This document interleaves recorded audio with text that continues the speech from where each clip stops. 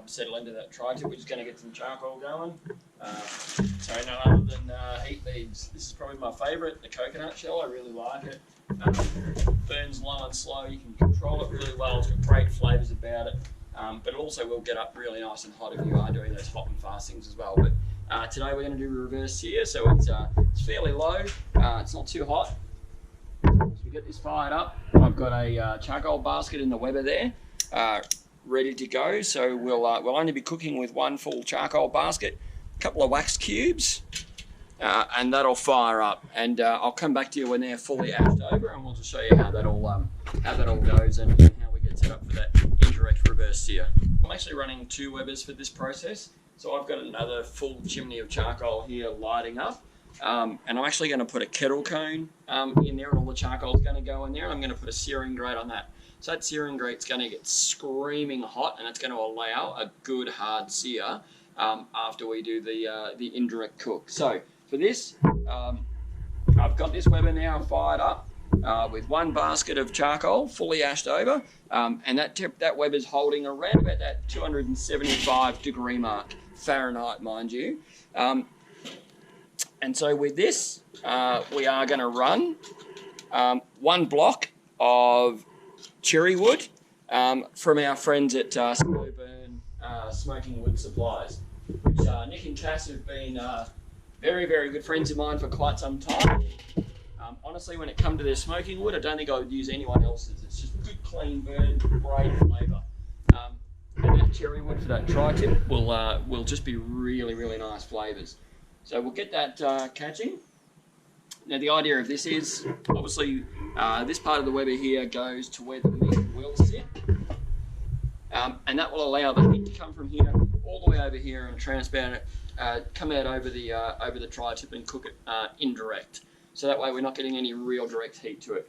Once it comes out of there, we'll get into here, we'll get onto the searing grate, and we'll have it seared off really nice and hot and fast, and that'll give you that beautiful crust. But we'll get into that shortly. So there's the tri-tip there. We've let that rub set in, and that's really worked on those meat fibres and got a really nice flavour profile going on there. So just to recap on that, we ran the Sucklebusters SPG just to give it a nice base coat to start with.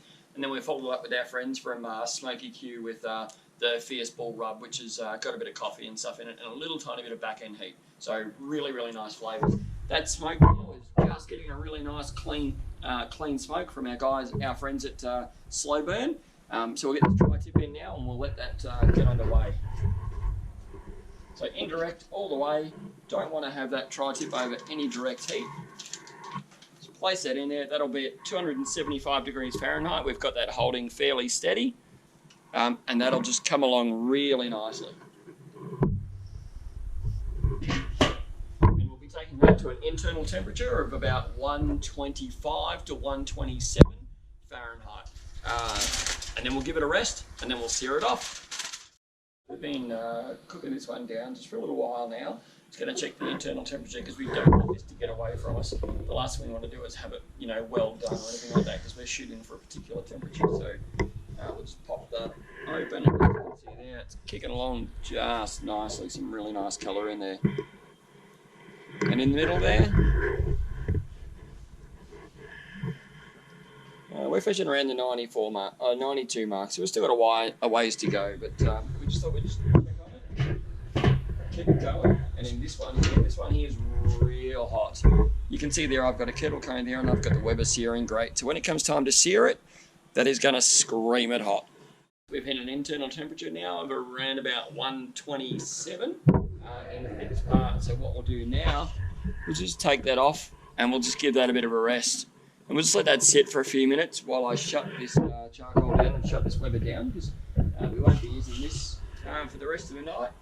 And if you do shut it down, that'll hold that charcoal in place, and you'll be able to reheat that and use that at a later date. So you won't be wasting charcoal. In here, I can feel that heat is exceptionally hot, and that searing grate is that searing grate's really nice and hot. So we're just going to let that hang out for a minute. You can check the colours out on that and check the bark out on that and see how that's all formed up. And absolutely beautiful. The colours in that are great. The cherry wood from Slow Burn has really done the job. So we'll come back to you in a few minutes when it's had a bit of time just to rest, and then we'll get to searing it. We've let that tri-tip rest for a little bit, so we'll get to searing it now. That grill grate is red hot, thanks to a great kettle cone there that has had the charcoal fired up under it. So you'll hear that take off. And that searing noise is just phenomenal.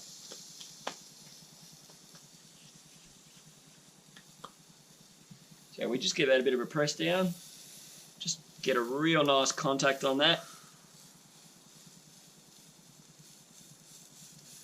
We'll let that sit for a couple of minutes, or well, not quite. We'll let that sit for about a minute and a half, and then we'll flip her over and go again, and then we'll have that nice crispy bark on there, and that'll make us an amazing tri-tip steak.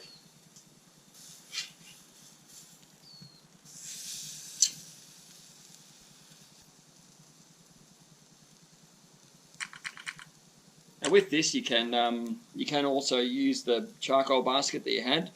You can heat up a few more charcoal and get that all nice and searing hot as well. This is just an added option that I have, having a couple of extra Webers. So the kettle cone just makes it that nice and easy thing to heat up and get going while the other Webers cooking the tri-tip down.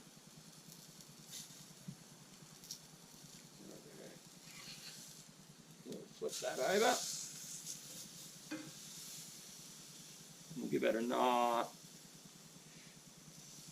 nice press down, a nice bit of contact again. And again, it doesn't need to go too long, but you can see now that nice crisp sort of charcoal sear that it's got on that one side. So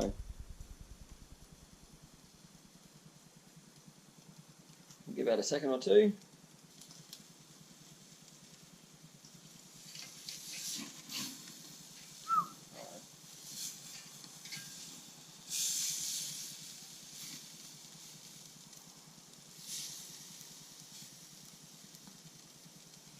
As obviously some of that fat renders down and some of those really yummy drips hit down on the fire, it flares up the charcoal, which is nice. Gives you a really nice sear.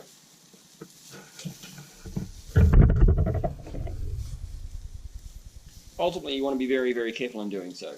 Yes. Very well.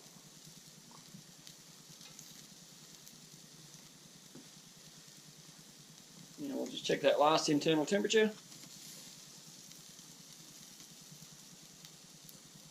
That's at 135.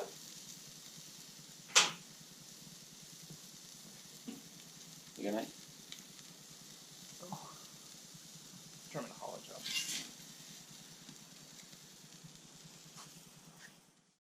Okay guys, so we've let this rest now. We've been through the whole searing process.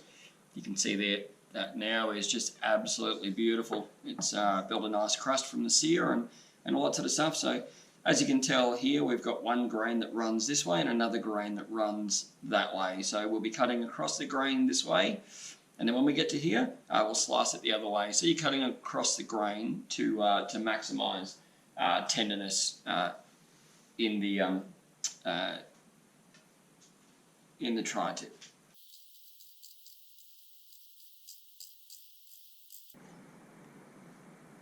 So we'll just give you a bit of a look at those slices there.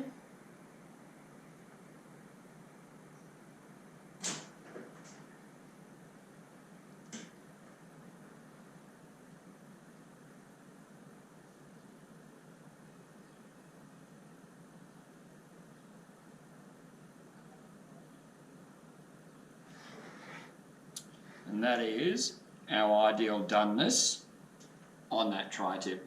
So absolutely beautiful cut. Just my favourite bit would be this end bit. Just beautiful, juicy, tender. Just doesn't get any better than that. So to recap on that, we trimmed it down. We ran an SPG. We ran Smoky Q's Fierce Bull. We got it out onto the barbecue at around about 275 Fahrenheit. Reverse sear, indirect. Got the other barbecue fired up with the kettle cone with the Weber searing grill, and seared it off.